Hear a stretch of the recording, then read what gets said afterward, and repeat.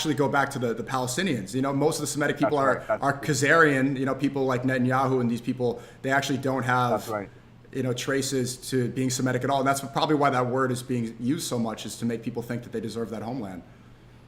That's right. That's exactly right. So yeah, I didn't know about the Khazarian people, and again, I'm 12% Ashkenazi, so I have that. So Ashkenazi is Khazarian, correct? Yeah, basically, yes.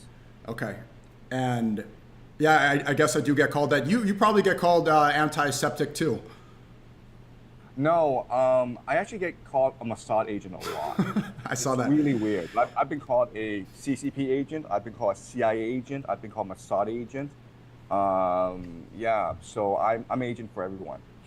Yeah, I've heard every single, but I don't know why that why that allegation has any sort of basis, because based off of your lectures, you don't have any sort of bias besides your own interpretation of the world, right? You said things, you've been very critical of communism and how the isms, I love that lesson, that lecture, about how all the isms are control mechanisms, right?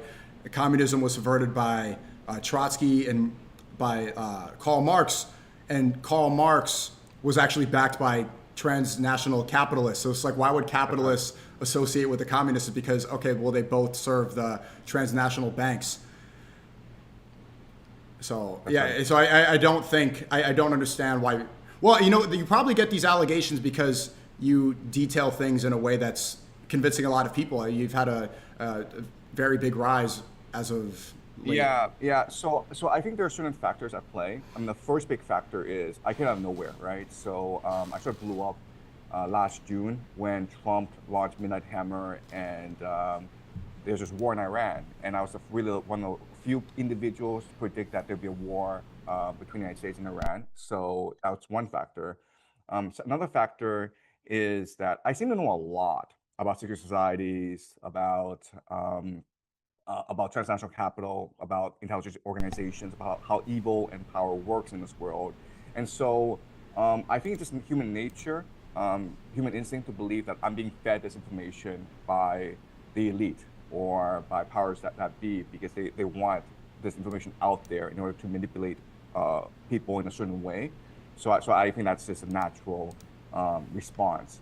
And then the third thing is that people don't really listen to all my lectures. They just focus on one lecture or one interview. And if you just do that, then I come across as favoring one side. So for example, people accuse me of being a Mossad agent because I believe that Israel will be the new superpower in the Middle East. And what I argue is that this war against Iran that's coming up, we're building up towards this massive conflict between the United States and Iran. A lot of it is to create Pax Judaica, right? A lot of it is to make Israel the de facto power in the Middle East. And people hear that and they think I'm like advocating for this. They think that think that it's a great thing that we have Pax Judaica, and I'm not. I make predictions, I do analysis,